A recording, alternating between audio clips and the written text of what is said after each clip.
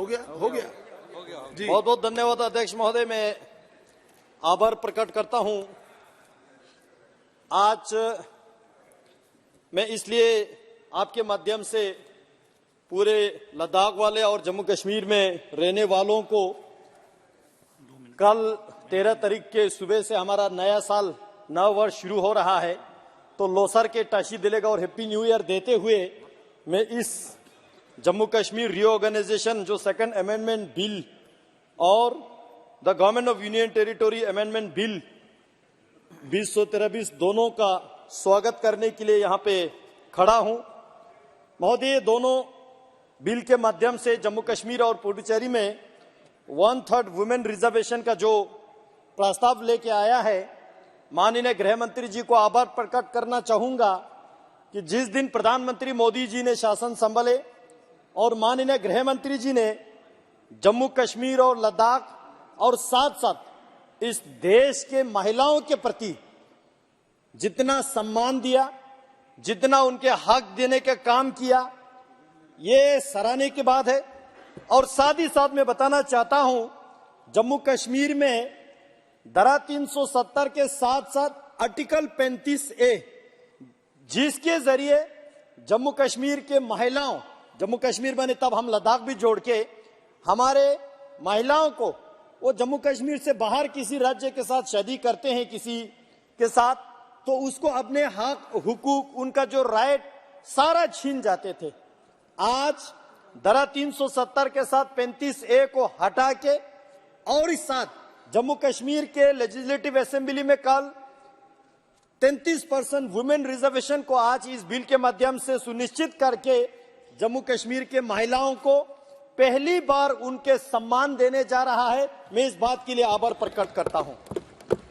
केवल ये ही नहीं, आज जम्मू कश्मीर और लद्दाख में अलग अलग स्कीम्स के माध्यम से, चाहे वो सेल्फ हेल्प ग्रुप का हो या FPO बनाना हो या गोल्डन कार्ड के माध्यम से हो या फ्री राशन के माध्यम से हो या गैस सिलेंडर देने के माध्यम से हो, ऐसे अनगिनत स्कीम के माध्यम से हमारे वुमेन एम्पावरमेंट करने का काम आज के सरकार कर रहा है।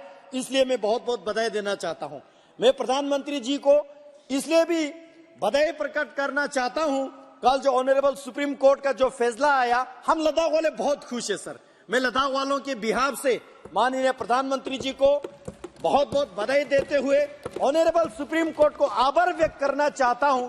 यही डिसीजन देश के हित को आगे रखते हुए और सही डिसीजन, जिस डिसीजन में ऑनरेबल सुप्रीम कोर्ट ने कहा कि जम्मू कश्मीर और लद्दाख को बाइफरकेट करके और स्पेसिफिकली लद्दाख को यूनियन टेरिटोरी बनाना, यह भारत के संविधान के अनुसार ही हुआ है। इस बात से हम बहुत खुश हैं। हम इसलिए भी खुश है, केवल यूटी ही नहीं बना और लद्दाख के जो बिल्कुल डिप्राइव्ड थे, जिसको एक स्टेप मदरली ट्रीटमेंट मिलता था, जिसको एक डिस्क्रिमिनेशन होता था, आज वही लद्दाख पिछले 4 साल में हमने बहुत प्रोग्रेस पाया है, हमने बहुत डेवलपमेंट पाया है।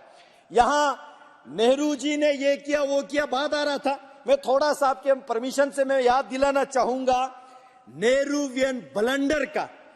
सर, आर्टिकल 370 जो है एक टेम्परेरी प्रोविजन था, लेकिन यह भी नेहरू जी का ब्लंडर था।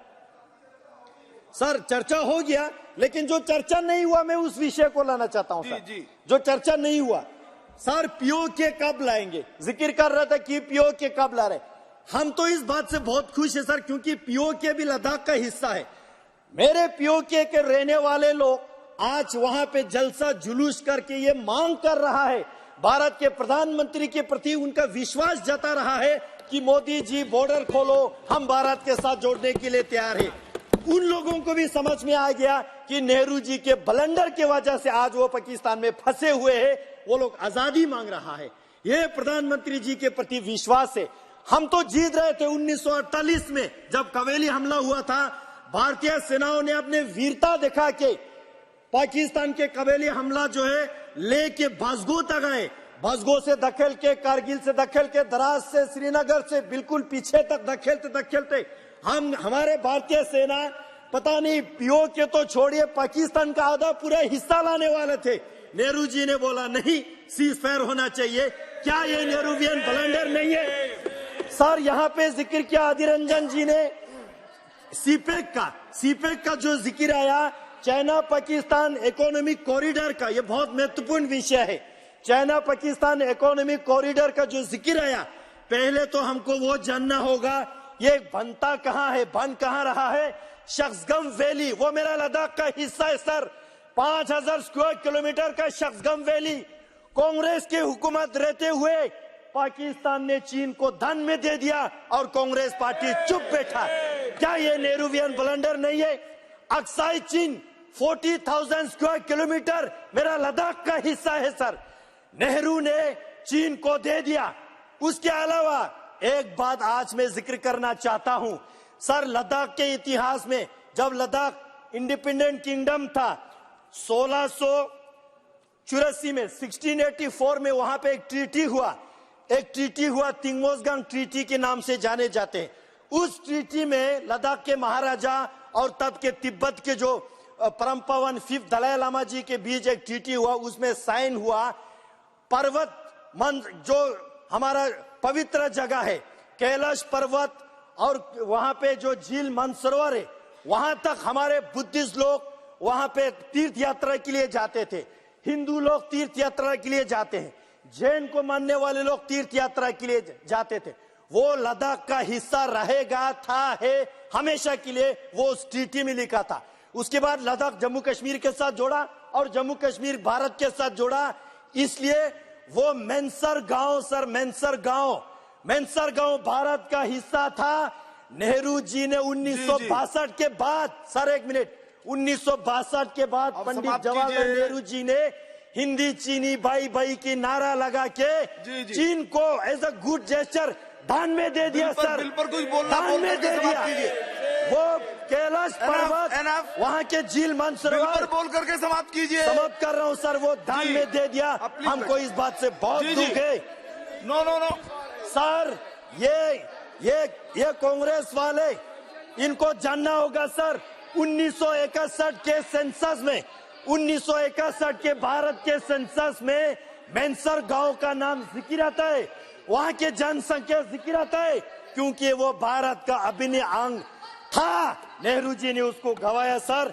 मैं कंक्लूड कर रहा हूं सर, मैं कंक्लूड कर रहा हूं सर, मैं कंक्लूड कर रहा हूं, 1 मिनट में मैं कंक्लूड कर रहा हूं सर। जम्मू कश्मीर में हमेशा चीफ मिनिस्टर मुसलमान का रहा, हमेशा चीफ मिनिस्टर मुसलमान का रहा। दुर्भाग्य के बाद ये है, वहां हजरत इमाम हुसैन अलैहिस्सलाम साहब को मानने वाले मातम करते हैं। हजरत इमाम हुसैन के शहादत पे इन्होंने हजरत इमाम हुसैन के ताजिया निकलने नहीं दिया। मेरे प्रधानमंत्री जी आने के बाद वहाँ हुसैनी लोगों को ताजिया निकलने दिया।